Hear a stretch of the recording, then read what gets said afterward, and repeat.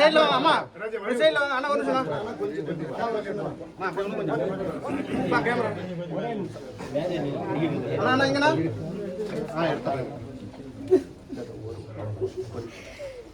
யாருங்க தலைவர்? அண்ணா வாங்க ஒரு நிமிஷம். அண்ணா ஒரு நிமிஷம் பின்னாடி வாங்க அண்ணா. ஒரு நிமிஷம் அண்ணா. ஓகேண்ணா ஓகே அண்ணா. அண்ணா இங்கே பாருங்க.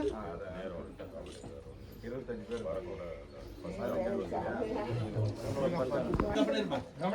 அம்மா இங்கே பாருங்கம்மா. அம்மா இங்கே பாருங்க. கொஞ்சம் கொஞ்சம் கொஞ்சம் இருமா இருமா. அம்மா இங்கே இங்கே இங்கே மனுஷன் திடப்படுத்திங்க. எடப்பாடி பழனிசாமி அதிமுக சார்பாக கொடுக்க சொல்லி பசங்களுக்கு வேலை எதனா போட்டு கொடுக்குறதுனா கூட நம்ம வேலை போட்டு அவங்க மறைக்கிறாங்க. நீங்க அவர் மட்டும் கொடுக்கட்டும். எல்லாரும் கை விடு. அவர் மட்டும் கொடுக்கட்டும். அவர் மட்டும் கொடுக்கட்டும். பேசுமே இந்த போன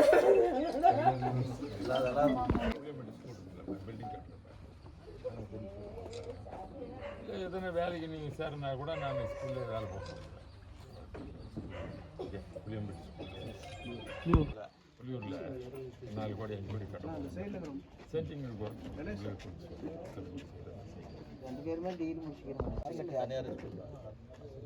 ஸ்கூலில் சேர்த்து விட்டு ஏதோ ஒன்று இந்த மாற்றிங்க. அடுத்த வருஷம் ஃபீஸ் நானே கட்ட சொல்கிறேன். கொடுக்குறது வேலை கொடுக்க சொல்கிறேன். இப்போ நிறைய ஒர்க்கு கொடுக்குறாங்கல்ல. நிறைய ஒர்க்கு சென்ட்ரிங் ஒர்க் வேலை உங்களுக்கு கொடுத்துருக்கு.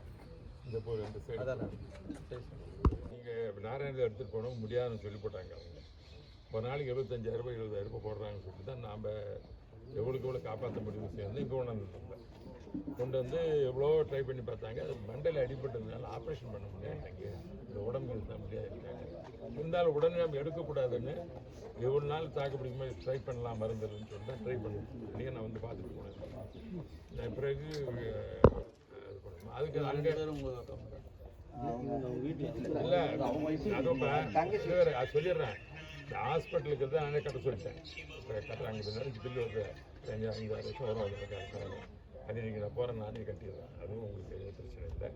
எடப்பாடி ஏதாவது நீங்கள் அதை பயன்படுத்தி ஆம்புலன்ஸ் கூட வேறு வண்டி வச்சு நம்மளுக்கு ஃப்ரீயாக தான் பண்ணிடுவோம். நம்ம ஹாஸ்பிட்டலில் கட்டிடுவோம்.